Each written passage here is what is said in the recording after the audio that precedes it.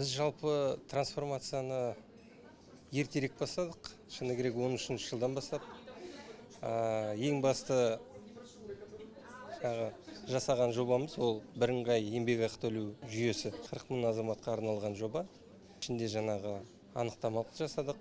Оның ішінде жаңағы барлық жұмысшының, офистегі азаматтардың лауазымдарын тізімін бекітіп, әрбір мысалы жұмысшының орнын белгілеп, сосын оның жалақысын белгіледік.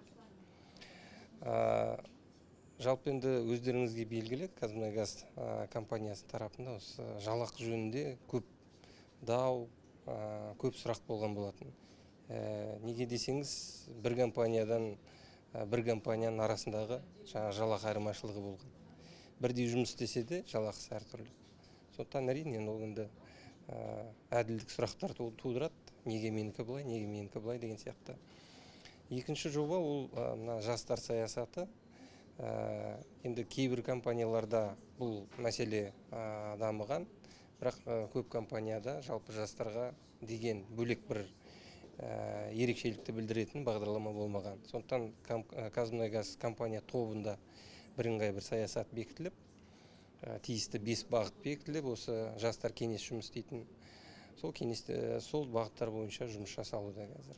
Сосын енді өздеріңізге белгілі, Қазмұнайгазға деген жаңағы туыс тамыр, жаңағы таныс арқылы ғана жұмысқа тұрады деген сын көп.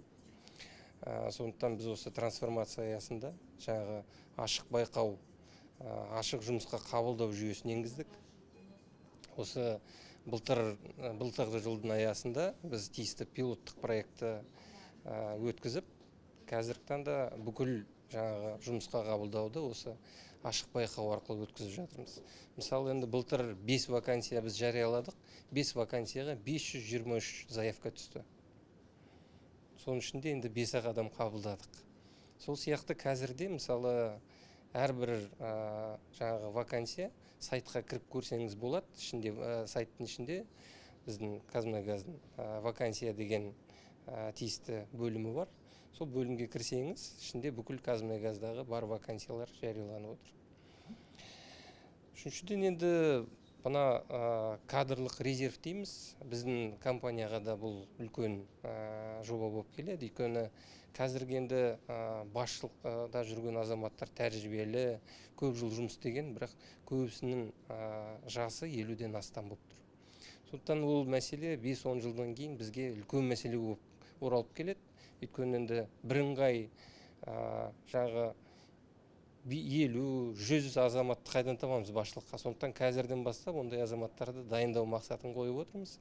Сол бірыңғай кадрлық резервін дайындап, қазір мысалы 96 адам ұсынылды, ішінен жаңағы 99 адам ұсынылды, ішінен 30 адам ғана қазір кадрлық резервке кіргізілді.